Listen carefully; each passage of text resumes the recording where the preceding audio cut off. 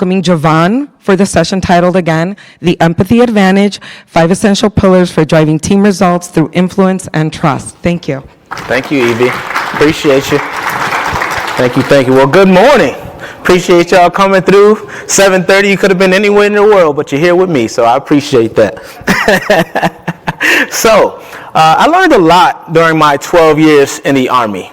A lot of lessons on leadership, resilience, teamwork, collaboration, you name it. We were taught it. But the greatest lesson I learned was on the importance of empathy. Now, I didn't learn this in any particular training or from any particular leader that I was under. I actually learned it on one of the most catastrophic days of my life.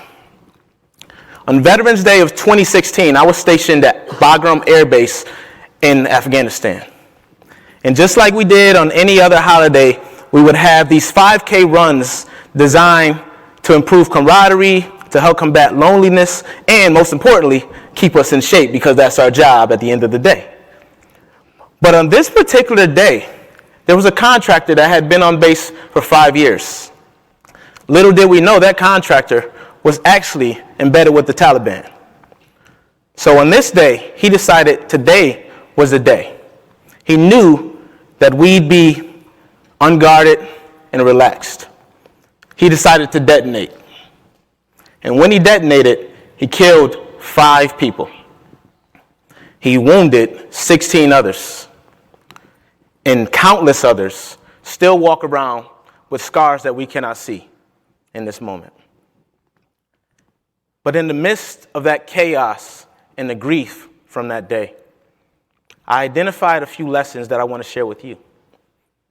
That our strengths, our skills, our strategies mean nothing if we lack understanding. Understanding that every single decision and action we take creates a ripple effect that we may not even see the impact of. Understanding that as human beings, we have something AI and technology does not have, and that's humanity. That's connection. That is the ability to understand one another at deeper levels, to take in context. So today I want to talk about how we can lean in on that. And I know it's kind of heavy to start with that at 7:30 in the morning, but there's a reason why I decided to share that story with you particularly. Because as HR professionals, we know you know how to operate under pressure. You do it all day, every day. We also know that you have the ability to see what others miss. While everyone's looking at the outcome that's transpiring, you're looking at the culture.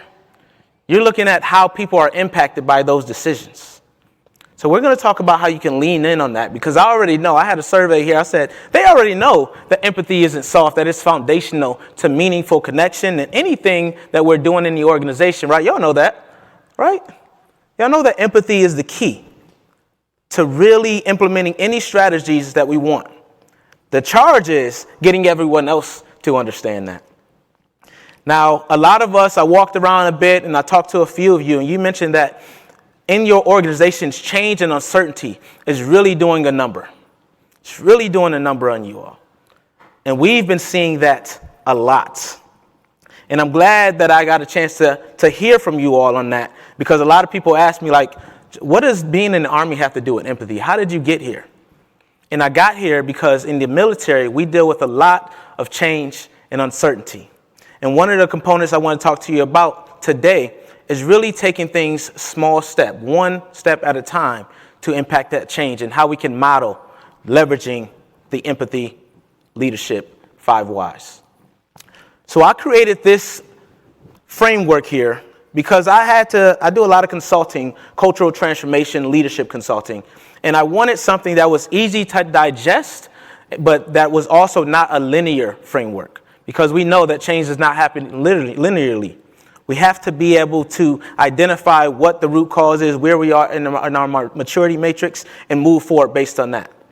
So before I continue, if you did not download that, here's a way you can download the leadership worksheet that I created. It is in the SHRM app, but if you did not get it, go ahead and scan really quickly so you can follow along. It's going to help you kind of think through what you can do from your individual standpoint to improve your organizational performance. Because at the end of the day, that's what it's all about. So I'll give you one more second for that. Everybody good? Virtual, y'all good? They good on virtual? All right, perfect. So the first why that you saw was yardstick. And when I thought of a yardstick, I thought about measurement. And in construction, they say measure twice, cut once. And what that means is before you take any actions, you want to make sure that you're doing the right thing. But a lot of us look at that from an external perspective, especially in an organization. We think about KPIs, performance indicators, employee engagement surveys, and all those other things. But at some point, we kind of lose sight on why any of that even matters, what data we're looking for. And especially now in the age of technology, and we kind of lean on it a little too much, if you ask me, that we forget about the human intelligence component. We forget to actually go to our neighbor and say, hey, what do you think? How are you feeling? And that is the easiest data that we can pull, but in the most important data. There's a guy by the name of Stefan Gans. He's PepsiCo's data intelligence officer. And he once talked about the empathy gap. He said, if you just look at the technical data, you get the what and the when, but the why comes from the people. And we need to start leaning more on getting that why. And the first person you need to be asking is yourself. So I want to ask you, why HR? Why did each one of you decide to take this journey? Decide to pour into people, decide to wake up day in and day out and babysit, as a lot y'all say. Why is that? Go ahead and take a few moments. I want y'all to just share with each other. Let's wake up a little bit. You can walk around if you want. Share, think about your why, and then share with your neighbor and listen to their why. And then we're going to come back. I'll bring you back, all right?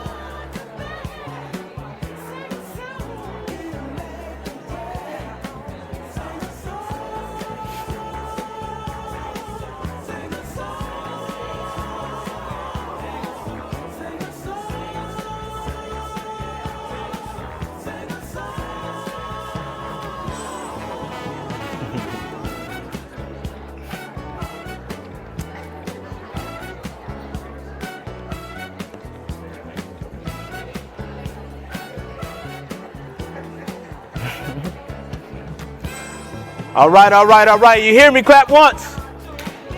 All right. If you hear me, clap twice. All right, cool. How was that discussion? Did y'all learn something new about your neighbor? Anyone want to share what came up for them, their why, and then what happened from their neighbor? Feel free. Okay. I got you next. We have both indicated that HR chose us. Anyone else relate to that one? But there was a theme of our interest in making improvements, experienced people, not necessarily working with people as a hard driver, but the helping concept. Oh, okay, cool. All right. And I know you were going to share here. Just saying, same thing she said, haphazardly is how we kind of all, it chose us. Okay. See, and anyone else? One last one? Anything from the virtual folks? To possibly impact organizations and employees. To impact positively impact Positively, organizations and yes. employees. Okay, so we can all relate to those. It's like, the game didn't choose, it chose me, right? But why do you think that is? There's something about you on the reason why that it resonated with you so deeply. And the reason why this is important is because the first step of anything that we're going to talk about here today is self-awareness. Culture starts at the individual level. See, a lot of us hear the word culture and we think about the group, but culture starts individually. Your presence precedes you. How you feel is going to be on your face, whether you think it is or not. How you feel is going to determine the decisions that you make, whether you feel like you're being rational or not. We are emotional beings. Hate to break it to some of y'all. We are emotional. So we need to be able to pay attention to that, because if you identify and become self-aware, you're able to see your triggers, your blind spots, your rooms for improvement, and you're able to be honest with yourself about those things. And this is how we grow, and this is how we impact change in a positive way. And I learned this. I thought I had it all figured out. But this little girl right here, that's my daughter. Her name's Javon, too. She's 19 months. She taught me so much about self-leadership. See, I thought it was all about goals and hitting numbers and the amount of money being made and, how many people I impacted. I forgot about the thing that really mattered to me. I had to look at myself and realize I needed to be at the top of my game and operate optimally before I can do what you all do every day. Because if not, I'm pouring in from nothing. That's how burnout takes place. That's how we get to this space where we're seeing so many people who don't know what to do. That uncertainty is crushing. Well, I'm going to tell you one thing that you can do when you're uncertain. Check in and ask yourself, how am I? We do it for other people all the time. How many of you actually ask yourself that? Do a self-check. Yeah, we got work to do. we have some work to do. And I know it sounds fluffy, but we have to start here. And the reason why we start here is because if you're not empathetic to yourself, how can you expect to understand and process anyone else's emotions if you aren't understanding and processing your own? So let's start there. And to do that, once you do that, you have to release. You're going to release ego so that you can see clearly. To get that clarity, vision, and purpose that we talked about in Yardstick, you can't do it alone. And this is where that organizational side comes in. And that's my beautiful wife, Kenya, and there's my baby girl again. And the reason why I'm using family is because they taught me so much about this thing. See, when I was on my own, I did things on my own. I only had to worry about myself. And as HR leaders, you can attest to this. All right, some of you are HR departments of one. Some of you, some of you are running, geographically dispersed organizations. But it all boils down to understanding that the decisions made, you have to get more input from others. And when you get that input, it's not just about hearing it, but it's about implementing what's possible. This is where a lot of people are struggling right now. That yield, understanding that we have the resources necessary, but we're not seeing them because we're not asking the right questions. And to ask the right questions, it's not just in that leadership realm. Most of the time, that's the wrong place to start. And it's because the leadership has a certain lens that they're looking through.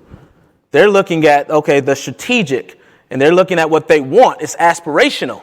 But the people on the ground floor are actually doing that work day in and day out.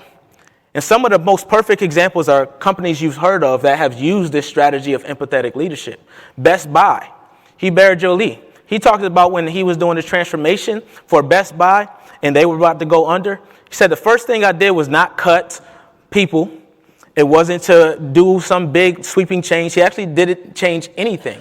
He decided to go to each of the stores that were performing at a higher level and see what was happening with them. And what he did was he talked to employees and he talked to the store managers. And that's how he created the strategy that they use now, called the empathetic leadership strategy.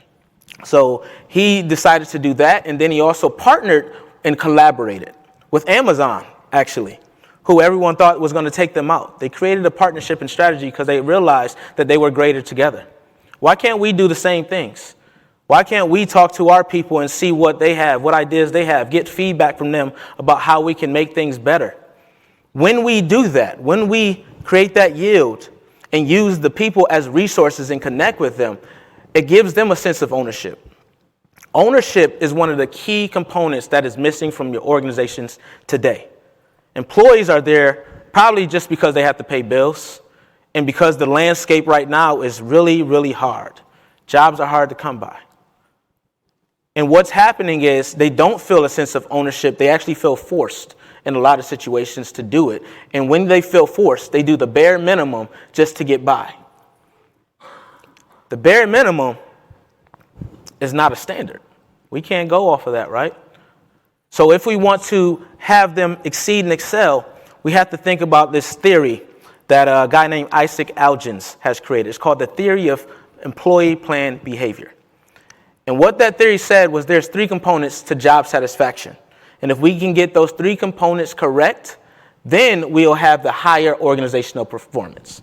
The 3 components were, 1, how they perceive behavior, the individual level. How they perceive a change, for example.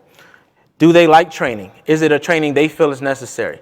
Their attitudes, whether positive, negative, that's one piece. If they perceive it as negative, then you're going to get negative results. The second component was ownership. Do they feel like they're doing meaningful work to contribute to whatever outcomes you want?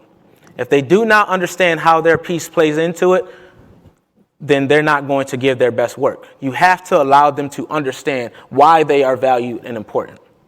And then the third component was social cultural norms. This is where we talk about the culture, the organizational culture. A lot of leaders say that they have great culture, but it's only great for them. That's why they say they have great culture. So we have to see, how can we make it great for all? All right, that's where the yield comes in. We have to cultivate connection. We are missing this. I talked to a few of you. You mentioned that your people start to feel disconnected. And they feel disconnected because of, 1, that ownership. 2, there's too many pieces of uncertainty at one time. So sometimes as organizations, especially in that HR component, a lot of people say you're in charge of people and culture and all that stuff. And some of y'all even named your departments that. But when you do that and you don't let other people see how they play a part into it, then it becomes an issue. So what I challenge you all to do is get some feedback. And I don't mean through a survey. Like literally ask people, what are they dealing with? What problems are they facing right now? How can you support them? Those questions are the foundation of empathy. Just asking what we can do to support you. And it's as simple as that. And once you do that, it starts a dialogue rather than a one-way conversation. And that dialogue is going to help them feel like you're reining them back in and that they're a part of something. They're a part of how that ship is going to turn. If we can get that connection back, if we can get people telling you more than just what they do in a task and a role each day, that's how we're going to start leveling up our organizations and our people. So just take that one back with you. Just ask those questions. And you can do it in an informal way. If you're a remote Slack chat or whatever, Teams, whatever you use, people just need a space to tell you what they need and how they're feeling. The third why is YAR. Anyone heard of this term before I move forward? So it's a boating term. It's an old nautical term, and quite frankly, I hadn't heard of it before I used it either. I Googled it. And I was like, okay, what word means ease of use or change? That starts with a Y because it's the 5Y framework, and this one popped up. Now, I thought it was appropriate because it's an old nautical term for how to make a boat easy to maneuver. We see these large ships, and we know it takes them a while to turn, right? YAR is about making it so that they're easier to control, just like we do in a car. And this is applicable to your culture because change does not need to be difficult. Yes, it's challenging, but it doesn't need to be difficult. There's 2 different things. See, a lot of us think change and culture go hand in hand. Oh, we're a good culture. We have everything figured out. We're going to go ahead and implement this new technology and it's going to work. It's not how change occurs. Change starts with modeling first. Before you ask anyone else to do something, you need to be willing to do it yourself. That's first and foremost. So if we're going to ask people to share their feelings and what they're feeling, the uncertainties, you as leaders have to do that as well. We're not robots. And if you model vulnerability, your employees will model vulnerability with you as well. And they'll start to feel safe enough to share it. The second component of that is when you think about culture, a lot of us are throwing policies and processes, and that's what we're talking about here. It's not culture. Culture shows up when you speak your values with every word that you say. Culture shows up when what people are talking about in break rooms. Culture shows up in the onboarding process. When you onboard, do you just forget about them after a couple of days and now they're fending for themselves? That's culture.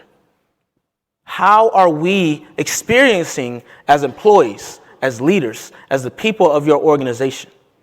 And we forgot about that part. We have people in organizations called employee experience, but what does that even mean these days? We throw them behind a computer and say, good luck. And most times, especially if you're in remote or hybrid, you don't even hear from that person until they need something. That's the wrong answer. We need to start being proactive with care, being proactive with checking in. Just to say, hey, you good? You need anything? How's the family? Do you even know if they have family? Because a lot of people are so afraid to set up genuine connection that they forget to ask, what's going on? What's your why? Why are you here? When we forget to check in on employees' baselines and we don't know what drives them, we can't expect them to move the direction we want them to move. If you don't know what motivates someone, if you don't understand their uncertainties and their fears, you will not get the best of them. In the military, I was assigned a team of 14 individuals.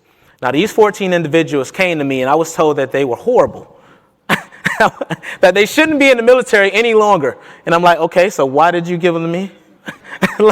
That makes no sense. And we were deploying. We were going down range. I was going to be assigned to them for a year. And I had to take a step back. And I had to say, that's one perspective. That's that leadership perspective, right? And leaders who I didn't know myself, so I didn't know if they were even good leaders. So what did I do? I took one-on-ones with each one of these soldiers. Just a one-on-one, 15 minutes. That's all it took. And I found out why, what was their root cause? What were their challenges? And a lot of them said, my challenge is not that I don't know anything. I just don't know what to do. Like, I'm not supported. I'm not heard. And what I could do with that information was, all right, who from this 14 is good at what you need to get good at? I gave them ownership of the training to make sure that they got better. A lot of us, we have the resources right in front of us, but we're not leveraging it smartly. Who can take charge of this? And what I got out of that, once I gave them ownership and found out exactly what they needed in form of support, it didn't even involve me. I just needed to empower them to take those next actions. And they became the best soldiers I had ever been assigned to in my career, even outside of the military. And to this day, I'm still in touch with them. They still hit me up and tell me, oh, that I got married or I'm doing this graduation or whatever it is. And that connection was formed simply because I took time to ensure that they knew that they were valued and that I was there to support them. And now they still feel that support to this day. That's the impact we're looking to make as HR professionals and leaders. Now, why is it important to do any of this stuff outside of it's the right thing to do? Well, I was watching this Ocean Gate. Have y'all seen this on Netflix? Titan Ocean Gate.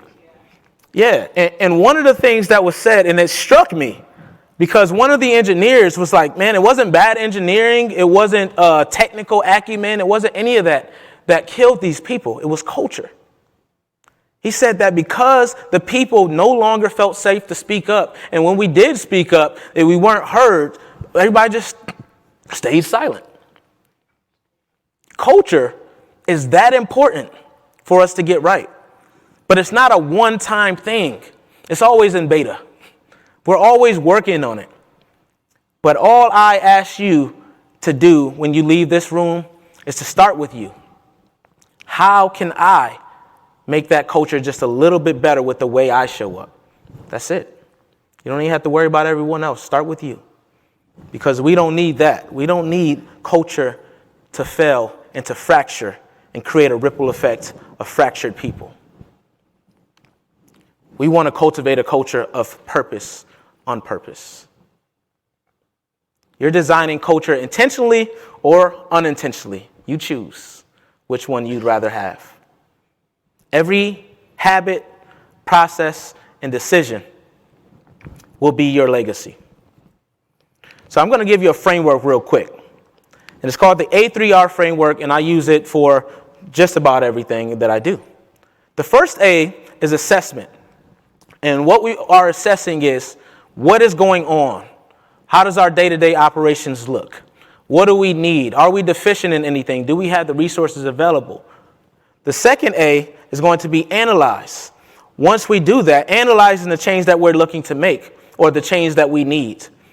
And analyzing doesn't necessarily mean that we're going to use all the technologies. Analyzing could be just asking folks and interviewing and surveys and questionnaires.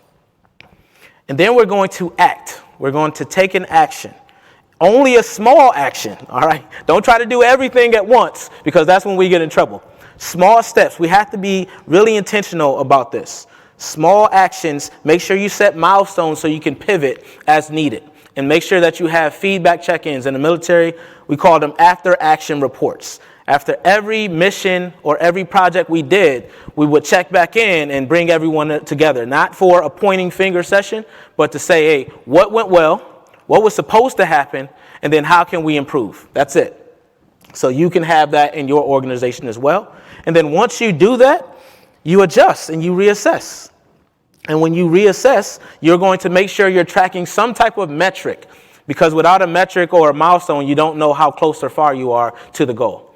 All right, so go ahead and take a photo of that really quickly, and then I'll move forward. We good so far? Everyone all right? Okay, cool. Everybody got it? I see a couple. All right, let's roll. Perfect.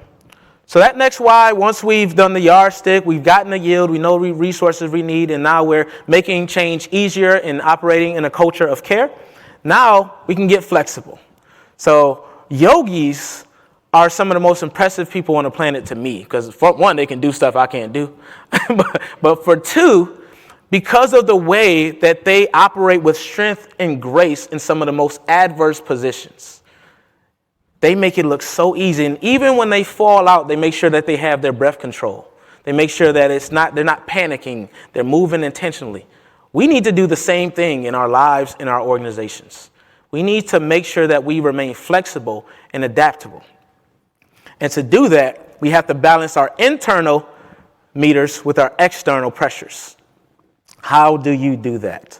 Well, the word is alignment. See, what we need to understand is intention is not the same as impact.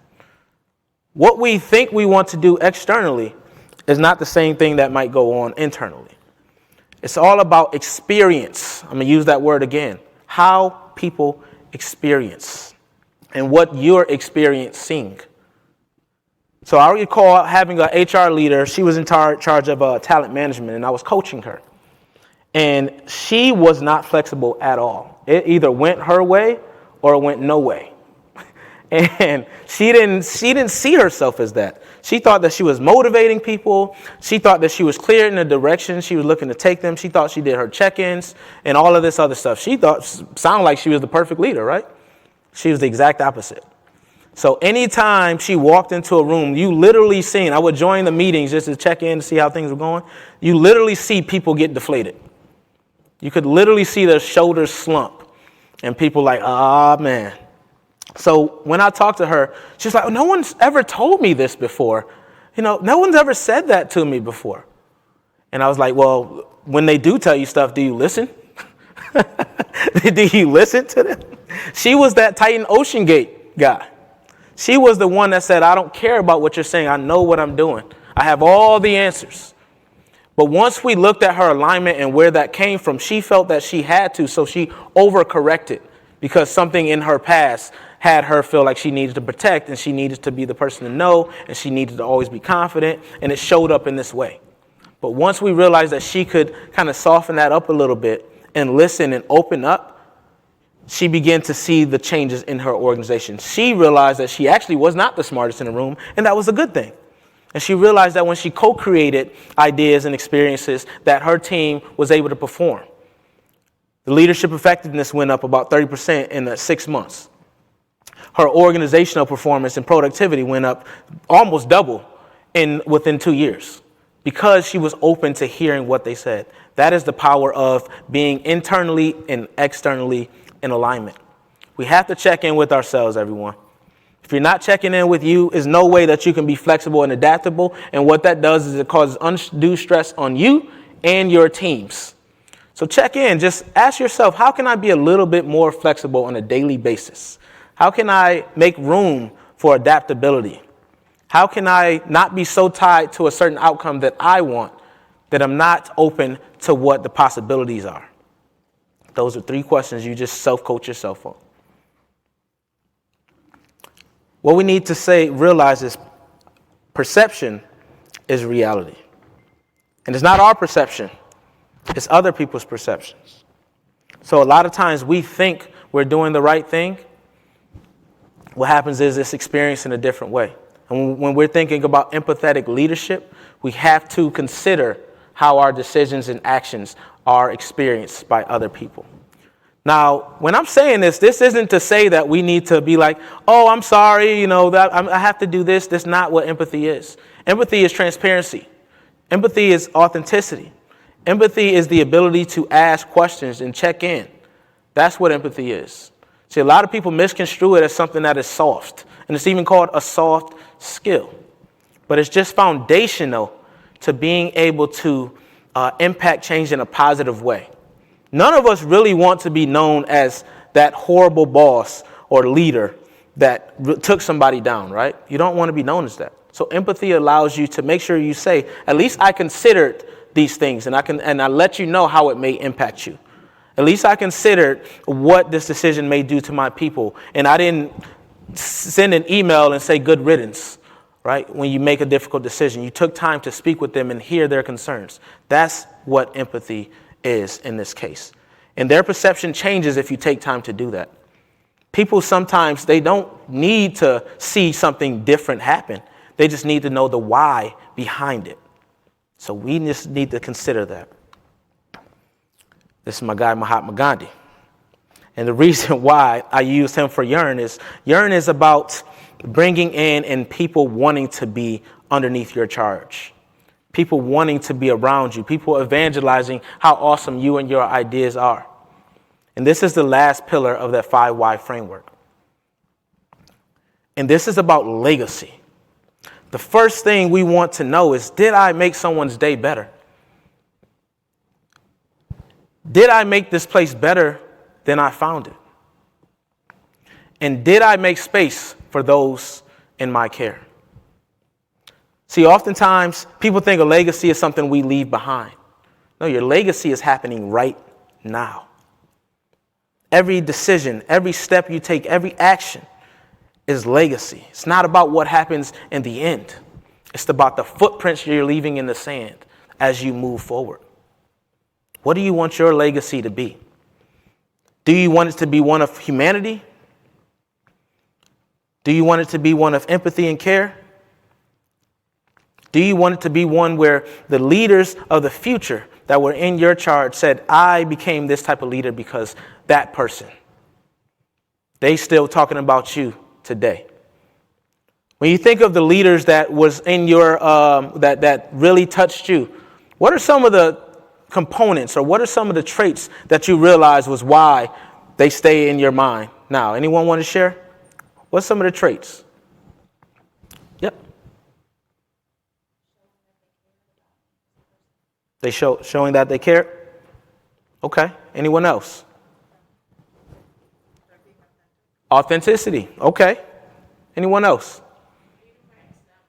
Leading by example. Okay. Consistency. I love it. Y'all notice that y'all didn't say how good they were at their jobs. No one said that, right? It was who they were as a person. That's what we're talking about here today. That's the importance of this conversation. So thank you all for sharing this. Your legacy is already happening, as I said, but as leaders, especially in HR, whenever you take time to listen to an employee who isn't sure about what to do in a situation, who is uncertain, and you don't listen to just fix it, you're just giving them space, that's legacy. Whenever you advocate for a change that's unpopular, right? Maybe other leaders don't agree, but you know that it's right for your people. That's your legacy. When you are able to connect someone's strengths, and they didn't even know they had them, to a certain opportunity that wasn't even in their resume, that's your legacy. It's that simple. It's about what am I doing today that will outlast me?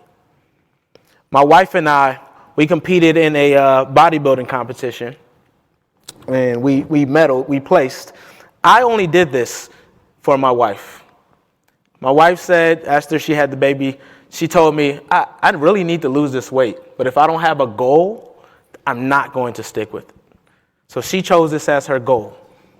But I also knew that I wanted to be there as she established her legacy. I wanted her to know that she's impacted me in a positive way, right? So I wanted to walk with her together.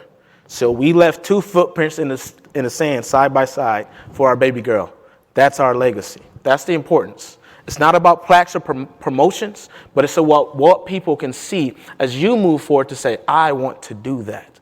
That inspired me to move forward. That gave me the strength to go through that adversity, or that gave me the strength to do something that I was uncomfortable with. It's all I can ask for you to do as you walk out these doors. So we're coming to an end. I want you to choose the why that you want to focus on over the next 30 days. Write it down real quick. Take maybe 10 seconds. You can put it in your phone, put it on your notepad. Write down the why and then the why. Like, which why out of the 5 why framework, but why it's important for you. And then go ahead and take some time to share it with your neighbor and hear theirs. I'll let y'all know when it's time to come back. And virtual, if they have one, I'll get some from them as well. Thank you. Music DJ, please. Thank you.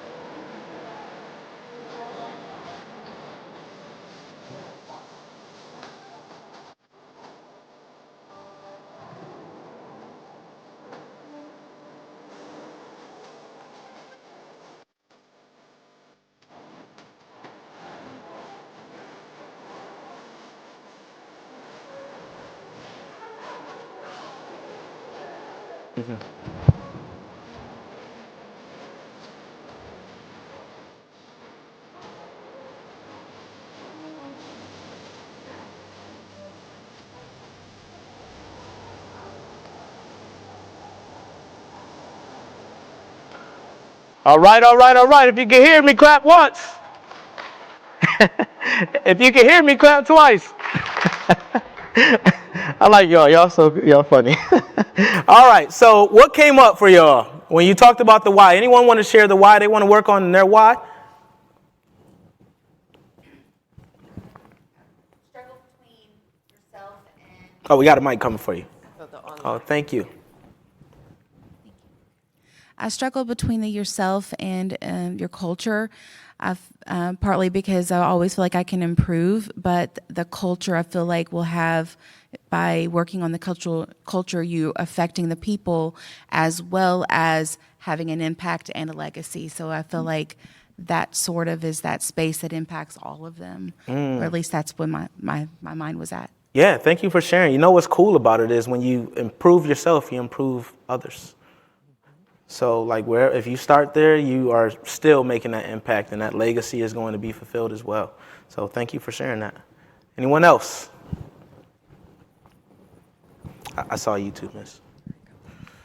I chose YAR, I don't know if that's how you say it, the Yes. culture, and just really looking at like why my employees show up, the way they do too, asking them their whys.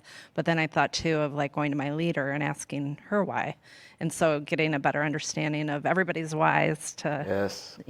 work on culture. I love it. Love it. Awesome. Thank you for sharing. I chose legacy. I'm getting really close to retiring. Woohoo!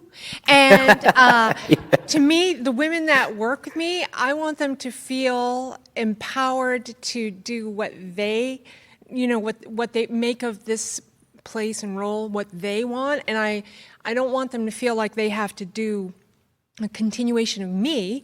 I want them to feel empowered and strong enough to take it where they want to take it. So I'm excited for them and helping them get there. I love that. Thank you for sharing. Absolutely. I appreciate you. Any online? Impact, because it shows others, benefits them, and also leaves a legacy because of their positive influences. Absolutely. Absolutely. Thank you all. So as we conclude, there's a quote by Naya Rivera that really sticks with me and resonates with me. She said, "A butterfly can't see its wings." And the reason why I really enjoyed that is because we all have these wings, but sometimes it takes someone else to help us see our beauty and to see our power. So now that you see yours, I hope that I was able to help you see your wings and the power and grace you have. Now that you see them, understand that you can change the air around you. Understand that you can shift the mood in any room. And that what you do echoes in someone else's confidence, calm, and courage. So flap your wings, and then I want you to help others go through that same metamorphosis so they can fly too. Thank you.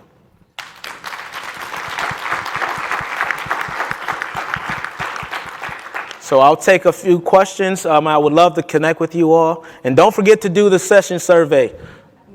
Only if you liked it, though. Also, any questions? There's mics, by the way. We're going to have some people come to you.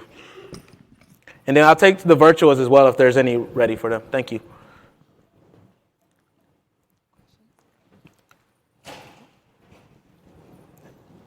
Anyone? I'm not seeing anyone. I know everyone's trying to get their seat. And the next, oh, here we go. We have one.